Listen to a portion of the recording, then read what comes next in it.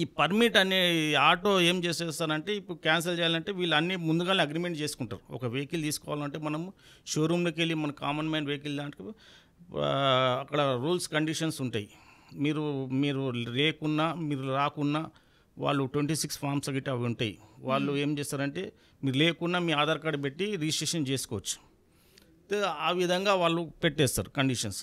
వీళ్ళు ఏం చేస్తారంటే ఇక డబ్బులు కట్టలేని పరిస్థితిలో లాస్ అయ్యి వాళ్ళ ఇంట్లో ఏదో సంథింగ్ ఇంట్లో ప్రాబ్లం వల్ల లాస్ అయ్యి ఇక వాళ్ళు నడపలేని పరిస్థితిలో ఈ ఆటో వాళ్ళు సీజ్ చేసుకున్న తర్వాత వాళ్ళు ఏం చేస్తారంటే వీళ్ళ వితౌట్ పర్మిషన్తో వాళ్ళు ఏం చేస్తారంటే అక్కడ ఫేక్ బ్రోకర్స్ ఉంటారు, fake leaders, auto union leaders ఉంటారు, వాళ్ళని పట్టుకుంటారు.